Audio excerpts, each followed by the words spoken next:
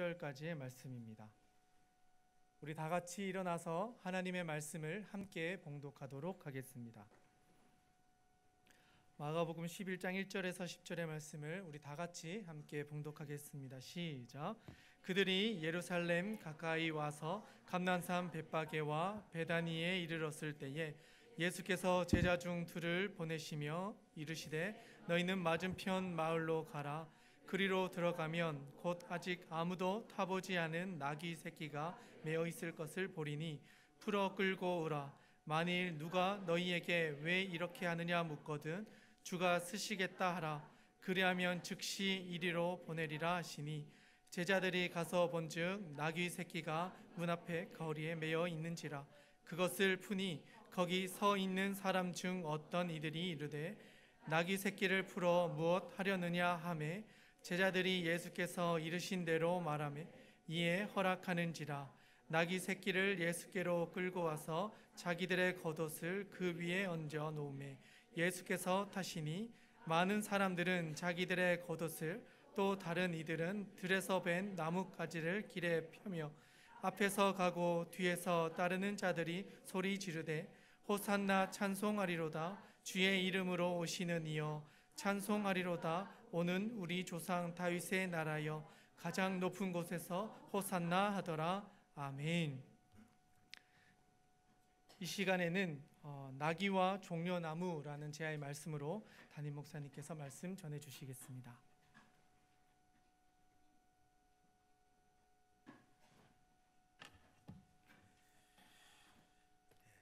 찬양 너무 고맙고 잘 들었습니다.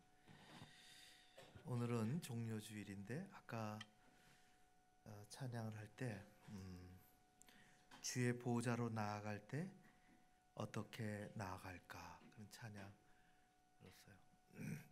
자, 이제 목사님을 보고 핸드폰 갖고 왔어요? 핸드폰? 네. 목사님도 핸드폰 하루도 없으면 못 살 것 같아요. 핸드폰 어디 있을까요? 여러분들 핸드폰 가방에 있어요. 혹시 성경책 옆에 놓고 있는 사람 없을지 모르겠어요. 우선 이게 성경을 못 갖고 올 수가 있어요. 또 훨씬 핸드폰이 스마트폰이 편해요. 네, 이제 우리 성경을 읽었으니까 여러분들 핸드폰은 이제 필요 없어요. 이제 주머니에 넣었으면 좋겠어요. 가방에. 절대로 책상, 조그만 책상 위에 꺼내지 마십시오. 집중 예배 드릴 때 우리가 주의 보좌로 나갈 때 우리 어떻게 해야 할까? 한 시간 하나님께 집중하는 것입니다. 핸드폰 해서 뭐 검색할 일도 없고 또 내가 뭘 조금 잘못했는데 이게 핸드폰 막 뒤져갖고 그게 아닌데 옆에 사람 쿡쿡 찌르고 말이지. 나중에 또 목사님 핸드폰으로 연도가 틀렸습니다 그랬다는 얘기가 오래전에 다른 교회에서 있었어요. 검색할 일이 없어요. 오늘만 아니고 여러분 한 시간 예배 드릴 때 성경 읽으려면 혹시 못 갖고 왔으면 어쩔 수 없지만은 핸드폰으로 보는 게 좋겠지. 외에는 싹 닫아서 여러분들의 주머니 속에 넣으세요. 핸드백 속에, 가방 속에 넣으세요. 따라할까? 하나님께 집중하자. 하나님께 집중하자.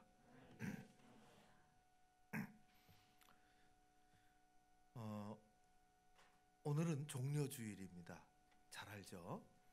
종려주일 또 한 주간, 내일서부터는 한 주간 후는 부활주일이고 그 사이 한 주간을 우리는 고난주간이라 그렇게 얘기해요.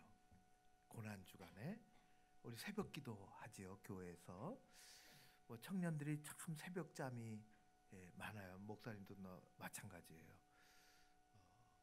여러분만 할 땐 정신이 없었어요. 또 평균적으로 늦게 자고 또 그러니까 또 이렇게 잠이 많은지 멜라토닌이 여러분들에게는 많이 나와서 잠이 많은 거예요. 목사님은 멜라토닌이 이제 나이가 이렇게 되면 안 나온대요. 그래서 잠이 안 와요. 그래서 멜라토닌을 하루에 하나씩 먹습니다. 잠을 포근하게 자려고. 네, 여러분들이 가능한다면 힘써서 6일 동안 또 다음 주일까지 새벽 기도까지 하면은 7일이에요. 한번 도전해 봤으면 좋겠어요.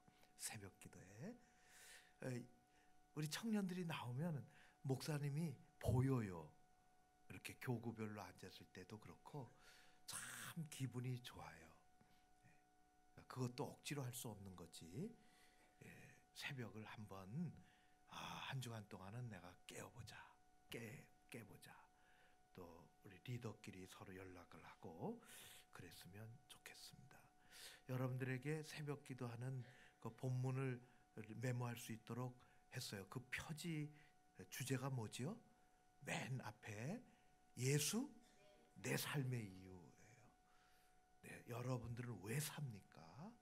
우리 그것을 뭐 한마디로 대답하기는 어렵지요. 여러분들은 하고 싶은 일도 많고. 이제 오늘은 종려주일인데 왜 종려주일이라고 했느냐?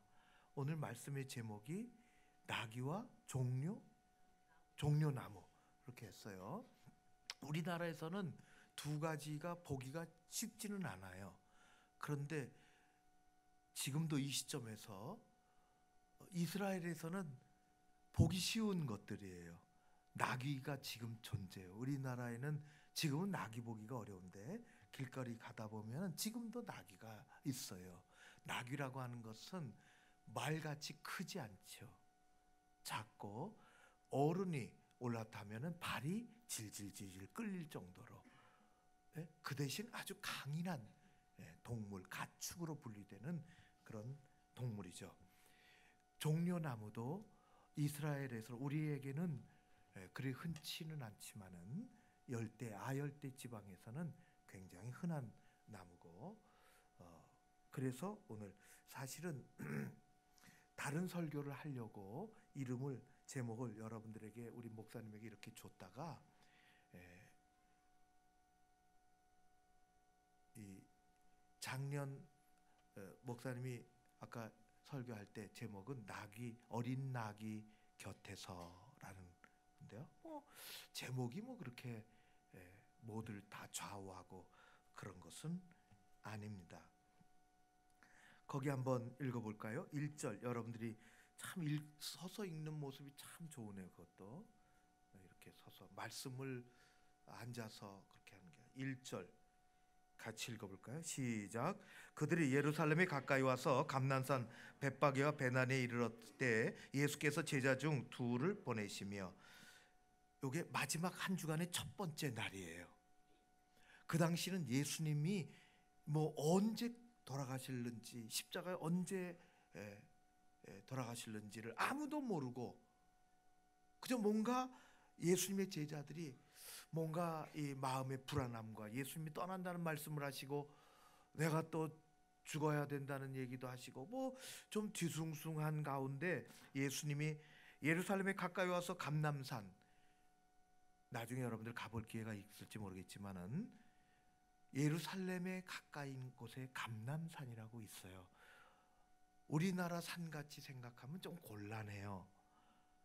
우리나라 도봉산이나 관악산이 아니라 우리 표현을 하자면 동산이라고 할 수 있어요. 동산. 그래서 나드막한 언덕이죠. 그래도 여러분들은 쉽게 올라가겠지만은 목사님은 걸어 올라가면 숨이 차더라고.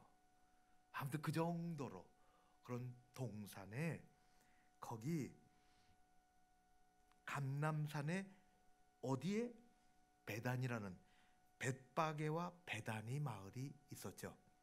예수님의 공생의 3년 동안 감람산은 아주 귀한 예수님의 삶과 떨어뜨릴 수 없는 산이에요.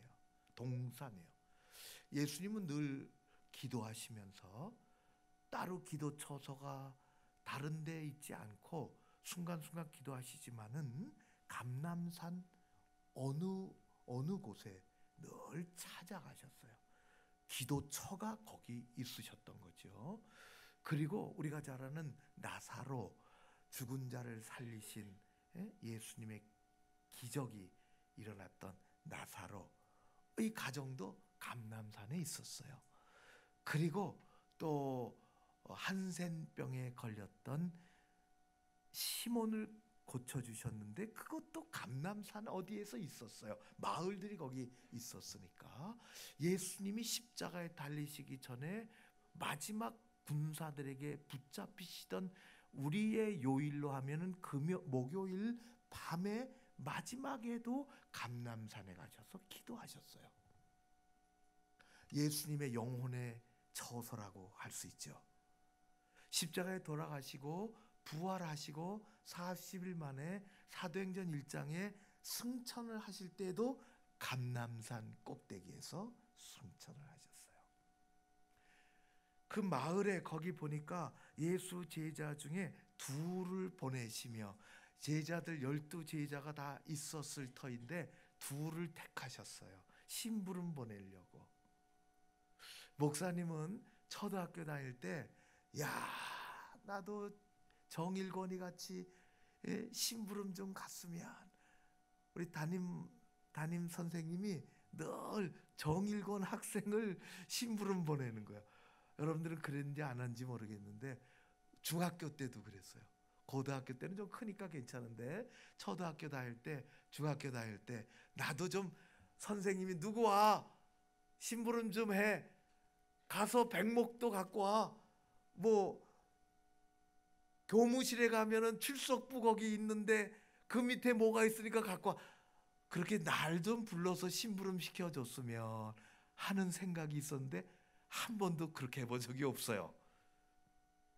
왜냐하면 요즘은 그랬다가는 큰일 나지만은 우리 어머니는 말이지 삶이 어려워서 학교를 잘 가본 적이 없어요.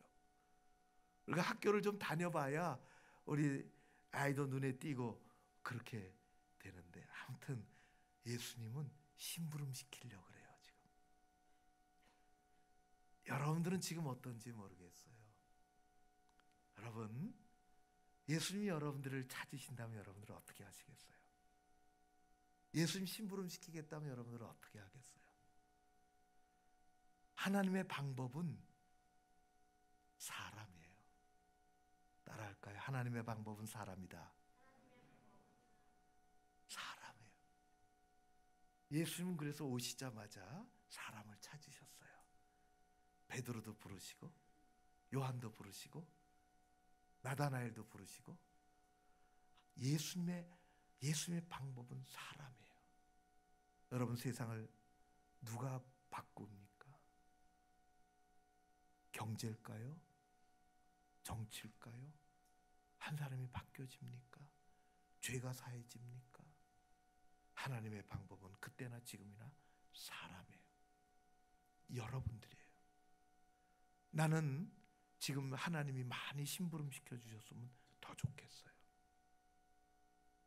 두 사람을 심부름 보내려고 제자들 둘을 보내시며, 예수님이 이렇게 말씀하시네요. 맞은편 마을로 가라. 거기 그렇게 돼 있어요. 그리로 가면 아직 아무도 타보지 않은 낙이 새끼가 매어 있는 것을 보리니 풀어서 끌고 와라. 마치 눈에 보이는 듯이 예수님이 그렇게 말씀하셨어요. 이게 좀 이상하지 않을까요? 여러분들 이상하게 보이죠? 들리죠?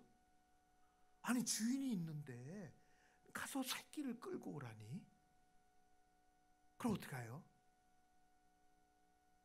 그래서 이게 무슨 말씀인가 하고 있을 때 예수님은 연이어서 이렇게 말씀하셨어요. 누가 왜 끌고 가느냐? 왜 이렇게 하느냐? 내 건데, 우리 동네 멀쩡한데 낯선 사람들이 와서 왜 이렇게 하느냐?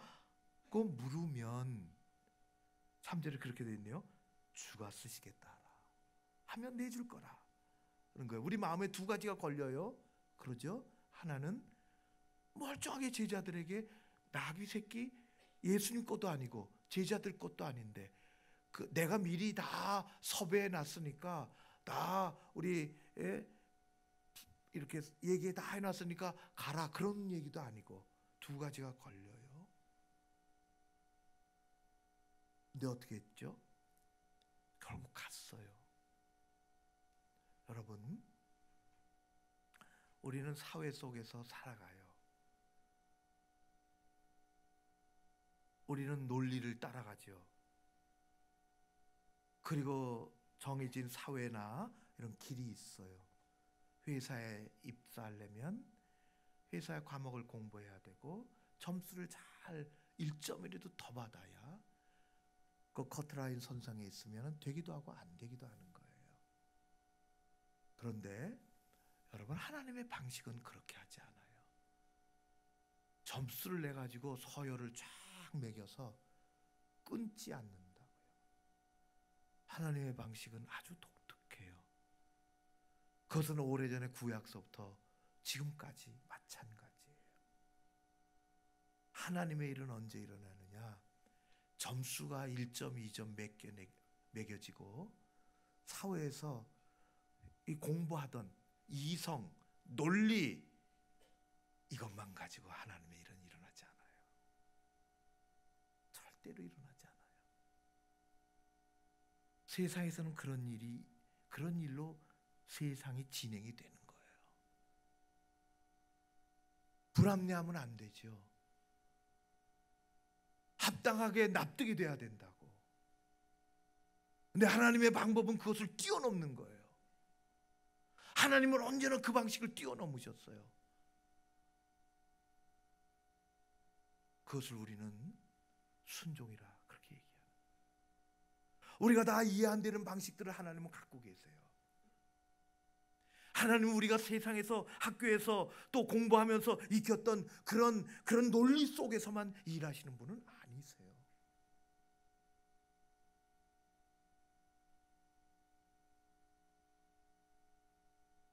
그래서 가지요.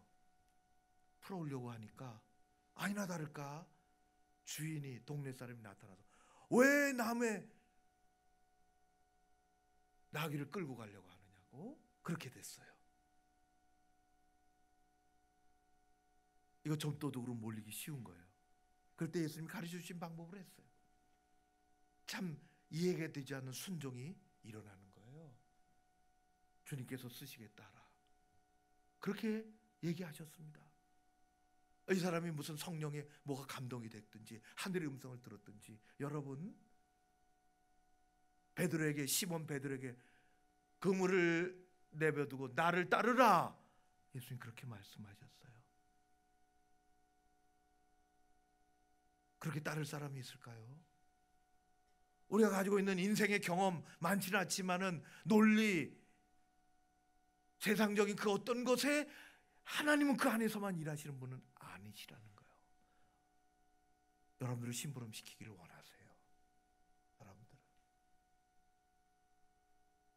우리가 이렇게 아름다운 공간을 짓기 전에 우리 이곳에 성전을 건축하려고 말이 막 나오고 조금 생각하고 기도하고 계획하고 그럴 때가 한 6년 전 그렇게 한 6년이 뭐야 한 7, 8년 전에 그렇게 막 뭐가 무르익어 갈 때 심야 기도회 때 우리 저 소망교회 장로님이 간증 집회로 오셨어요. 뭐 내가 누구의 얘기는 안 하겠는데 오셨어요.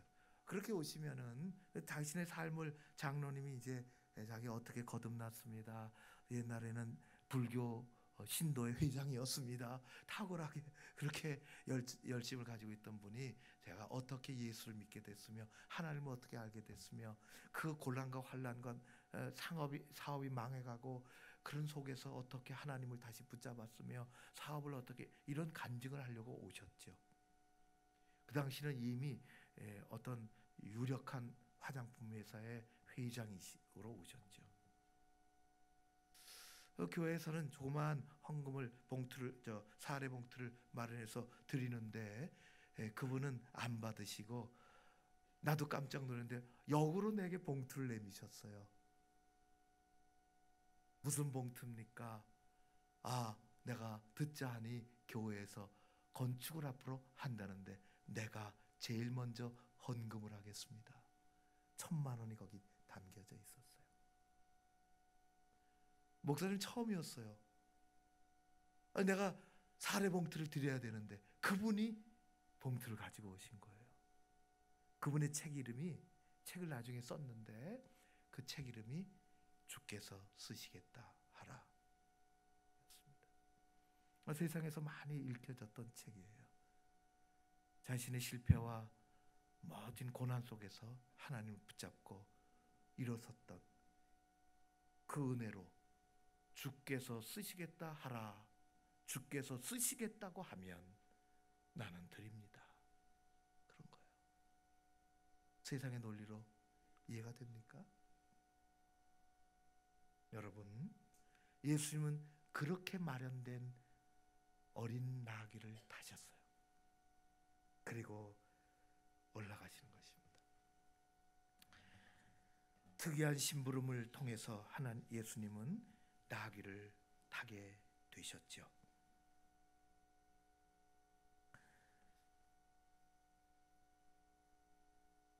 화면 하나 볼까요? 예수님이 예루살렘 성 입성이에요. 예루살렘 입성. 이런 그림을 많이 봤을 거예요. 어디 책에서나. 이거는 19세기 프랑스 판화예요. 아주 유명한 이 작품입니다. 판화 작가, 그 이름이 어떻게 돼 있어요? 폴 귀스타브 도레라는 사람의 작품이에요. 이게 많이 찍혀서 우리가 보는 예수님의 종려주일 예루살렘 입성이에요. 너무너무 신비로운 마음 이렇게 들어요. 칼라가 아니잖아요. 판화는 신비로운 감이 저 속에서 이렇게 잘 보면 그런 걸 이렇게 느낄 수가 있어요. 그런데 목사님 가만히 그걸 보니까 이게 말이지 어린 나귀가 아니고 말같이 생겼어요. 너무 커요. 발이 질질 좀 끌려야 되는데 너무 커. 이 귀가 저렇게 당나귀 같이 안 생겼으면 말 같다 하는 생각이 들어요. 그걸 얘기하려고 하는 게 아니라 이것보다 훨씬 더 친근한 예수님의 입성 그림이 있습니다. 볼까요? 운보 김기창 화백의 한국화예요. 이분이 예수님에게 선비옷을 입히고 갓을 쓰시게 하고 우리나라 100여 년 전에 저작거리에서 거니시는 그 모습을 보면은 너무너무 푸근하고 우리 마음 정서적으로 잘 맞는 것 같습니다. 잘하는 것처럼 운보는 벙어리입니다. 말을 못해요. 어머니가 독실한 그리스도인인데 1913년 아주 까마득한 지금부터 100년 전이 태어났어요. 태어날 때서부터 말을 못했느냐, 귀가 뭐 안 들렸느냐, 그렇지 않아요. 7살까지 엄마 밑에서 잘 뛰어놀고 교회 잘 다니고 그러다가 장티푸스 열병이 걸려서 청력을 상실해요. 처음부터 청력이 없었다면은 그런 대로 사는 건데 7살 어린아이가 청력을 상실하니 얼마나 힘들겠어요? 청력을 상실하면 자동적으로 말이 안 들리니까 말을 못 배웁니다. 그래서 그분의 나중에 어른이 있어서 하는 말은 뭐 무슨 말인지 잘 알아들을 수가 없어요. 가까운 가족 뺏기는 못 알아들어요. 소리는 내니까 오오오오 그리고 소리는 내죠. 엄마가 어렸을 때서부터 소질이 있는 것을, 그림 그리는 소질이 있는 것을 알고 그 아이 외부 세계하고 통하게 해주려고 그림 배우는 대로 유명한 화백에게로 보냅니다. 그래서 그림을 공부하죠. 그리고 그는 23살의 나이에 청년 운보는 23살의 나이에 여러분들 나이에 세례를 받아요. 그리고 아주 믿음이 깊어지고 평생 한국화를 그리면서 나중에는 예수님의 일생을 그립니다. 탄생서부터 가브리엘 천사가 잉태고지로부터 예수님의 나사렛의 탄생서부터 이 모든 것을 그리고 그는 예수님의 십자가, 예수님의 부활, 예수님의 승천까지 30장의 큰 그림을 그리는데 그 우리가 보는 그림이 이게 예루살렘 예수님을 그린 아주 귀한 그림입니다. 그는 이렇게 얘기했어요. 청력을 잃어버린 불행을 그림으로 승화시키며 이 성화는 그의 신앙의 소산이죠. 그는 이렇게 얘기했습니다. 신앙심이 깊은 어머니에게서 태어난 나는 어려서부터 독실한 믿음을 가진 신자였다. 그런 나는 이 세상에 태어나면서부터 하나님에게 선택받은 몸이었다. 그렇지 않고서 7살이란 어린 내가 열병을 앓아 귀가 먹었겠는가? 자기가 귀가 먹고 세상과 소통을 할 수 없는 그런 처지에 있는 것이 하나님의 어떤 내 삶에 어떤 생각이 있으셨다는 것을 후에 깨닫게 된 거죠. 하나님의 탁월한 심부름을 하는 사람으로 살아가는 거예요. 어쨌든 나는 세상의 온갖 좋고 나쁜 소식과 단절된 정막의 세계로 유기되었다. 그래서 나는 세상에서 버려진 인간이라는 것을 절감했으며 나는 소외된 나를 다시 찾기 위해 한 길을 택했다. 그것은 그림을 그리는 것이었다. 그랬어요. 그는 믿음의 마음을 가지고 예수 그리스도를 그렇게 그렸죠. 그림을 가만히 보면 그림에 수많은 사람들이 따라다녀요. 여러분, 성경에도 많은 사람들이 예수님을 쫓았다고 그렇게 되어 있어요. 성경에 보면은 예수님을 따랐던 많은 사람들 가운데 적어도 3종류의 사람이 존재합니다.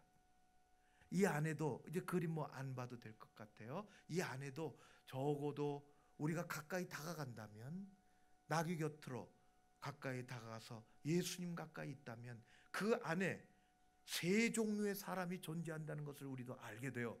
첫 번째는 아무것도 모르고 따라다니는 보통의 사람들입니다.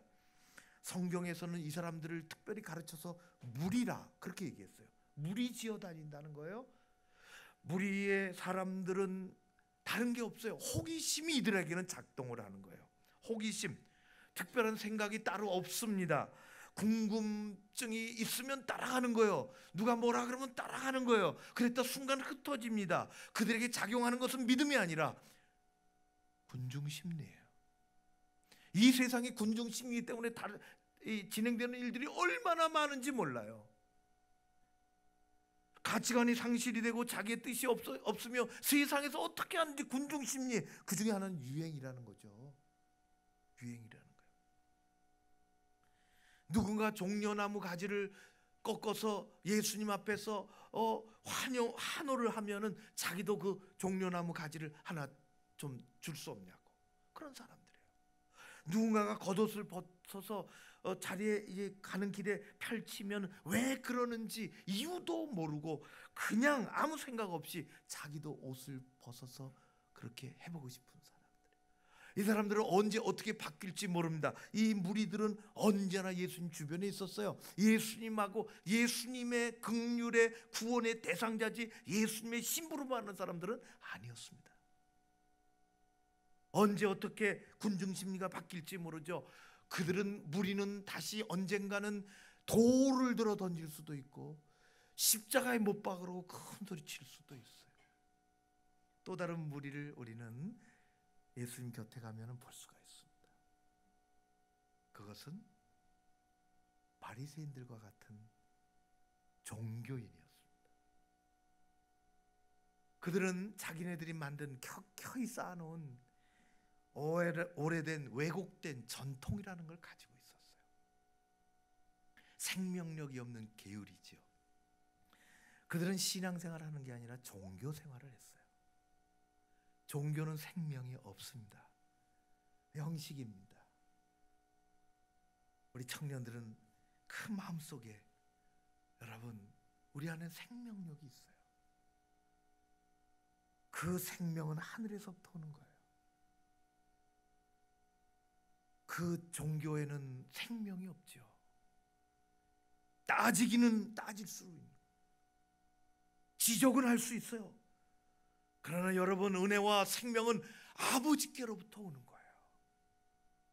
우리 청년들은 그런 생명을 누리며 여러분들 가운데 예수 그리스도 살아계시기를 주의 이름으로 축원합니다. 예수님은 그래서 이 땅에 오셔서 처음으로 이 종교인들과는 끊임없는 대립을 하시고 회개하라고 촉구하시고 껍질을 벗어버리라고 그렇게 얘기하셨어요. 사랑하는 우리 청년, 우리에게는 하나님이 주신 껍질이 아직은 없는,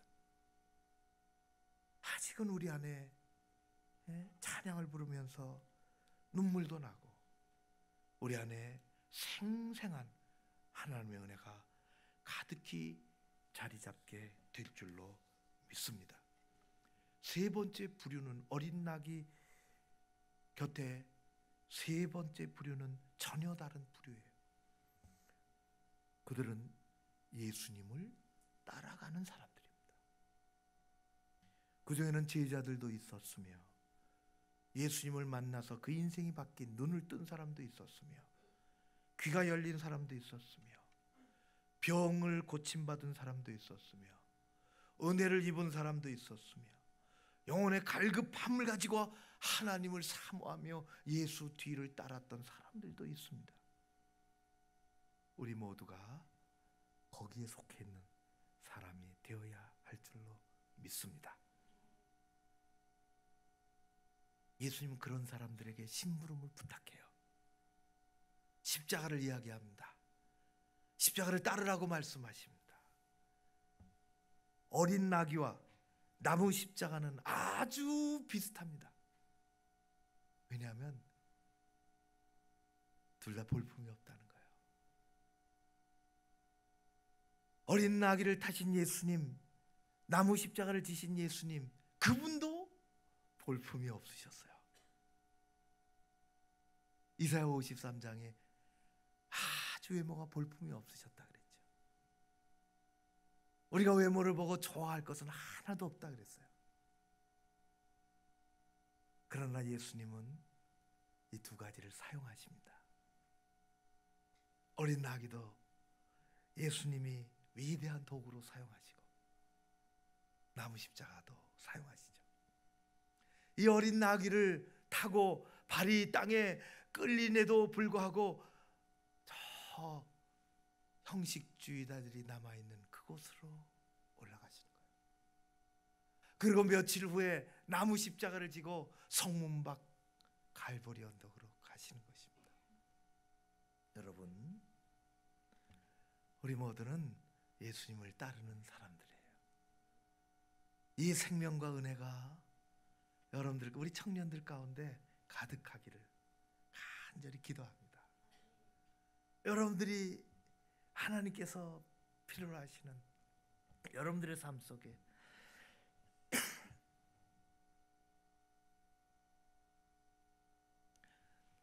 국어학자 중에 아까 우리 은보보다 더 일찍이 태어나신 이희승이라는 분이 계세요. 이분이 여기 물 마셔도 됩니까? 이거는 뭔지 모르겠고 이거 마셔도 됩니까?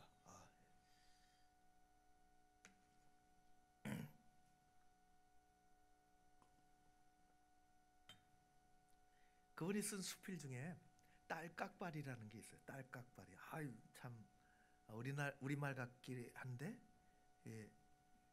무슨 뜻인지 잘 모르겠네.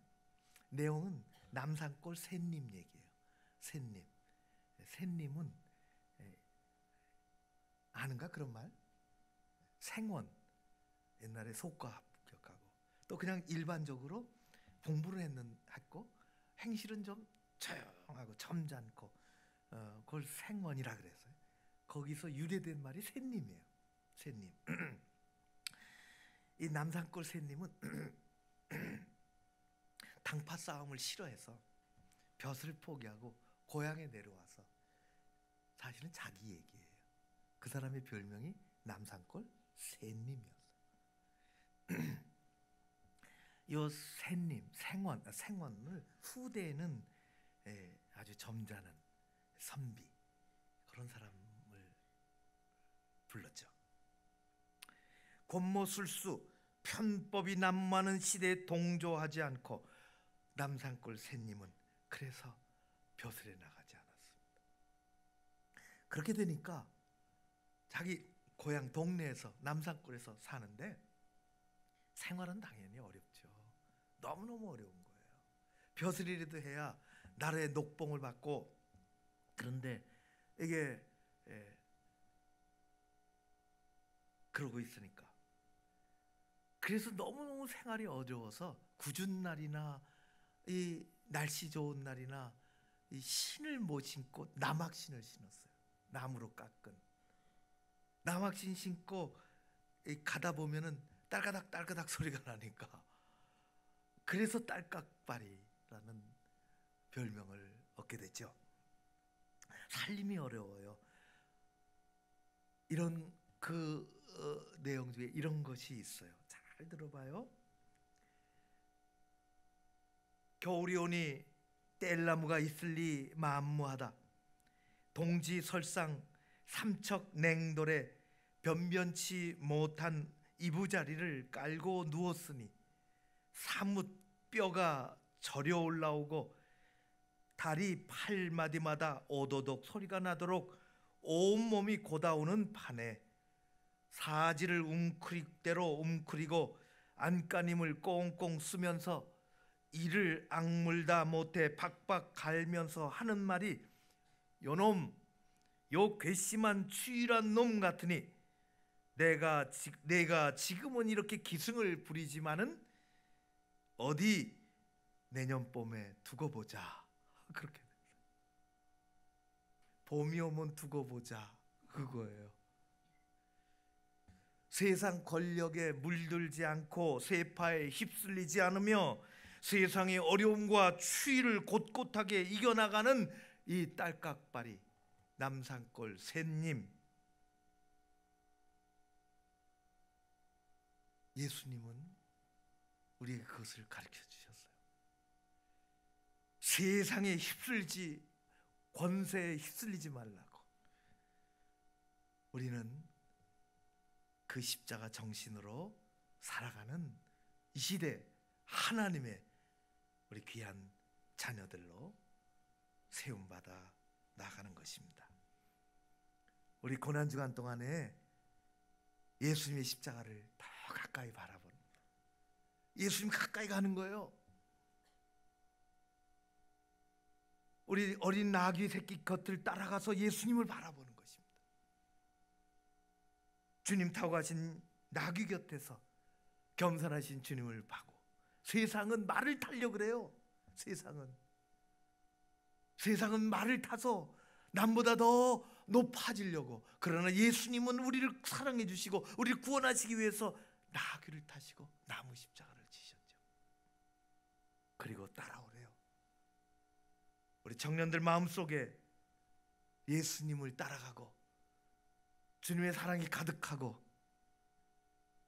십자가의 용서를 경험하고 그 능력을 힘입고 여러분들의 꿈이 예수 안에서 성취되어지고 우리 공동체를 든든하게 세워가고 세상에 잡아먹히는 청년들이 아니라 예수 복음으로 세상을 정복하고 여러분들의 꿈을 이뤄나가고, 십자가의 정신입니다. 그런 우리 청년들이 되어지기를 간절히 기도합니다. 하나님의 방식은 사람이요, 여러분들에게 하나님의 희망이 있어요. 우리는 십자가가 희망이고 예수 그리스도를 따라가지만 우리 주님은 우리가 희망이세요. 여러분들이 자랑스럽습니다. 우리 하나님께서 더 귀하게 사랑해 주시는 우리 청년 공동체, 또 고난주간 한 주간, 그리고 우리 부활주일, 여러분들에게 놀라운 십자가의 능력, 부활의 그 능력이 가득하기를 주의 이름으로 축원합니다. 청년들 여러분 모두를 주의 이름으로 사랑합니다. 은혜 가운데 이 고난주간 잘 지내는 청년들 되기를 바라고 같이 한번 기도합시다. 같이 기도했으면 좋겠습니다. 우리 반주 잠깐 해줄까요? 이 시간에 한번 같이 기도합시다. 이따가도 기도하는 것 같은데 우리 목사님하고 나하고 같이 한번 기도합시다. 말씀을 들었는데 우리 말씀에 마음에 부딪힌 것이 어떤 것이 있는지, 귓가에 맴도는 것이 어떤 것이 있는지, 하나님이 주신 기도 제목이 어떤 것이 있는지, 우리의 기도는 말씀을 꼭 붙잡아야 힘이 있습니다. 나 자신을 위해서, 나의 삶을 위해서, 예수님 앞에 더 가까이 나가고자 하는 우리의 기도, 또 한 주간의 삶을, 우리 공동체를 위해서 이 시간 여러 가지 생각나는 것들 성령 안에서 같이 기도하기를 원합니다. 우리 간절한 마음 가지고 이 시간 같이 기도 드리겠습니다. 기도합시다. 하나님 아버지, 하나님 아버지, 하나님 아버지,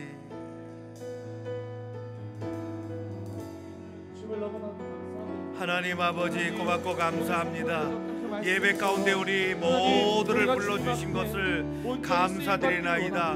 우리 청년들 한 사람 한 사람 지켜주시고 은혜 가운데 붙잡아 주시고 하나님의 거룩한 능력으로, 하나님의 거룩한 사랑으로, 우리 하나님 아버지 십자가의 정신으로 우리 삶 속에 어려움이 많이 있다 할지라도 주님 그것을 이기며 예수 그리스도 우리 주님 뒤를 따라가는 우리 청년들 되게 하여 주시옵소서. 아버지 하나님, 우리 주님 이 청년 공동체를 축복해 주시고 이 자리에 함께 해주시기를 원하나이다.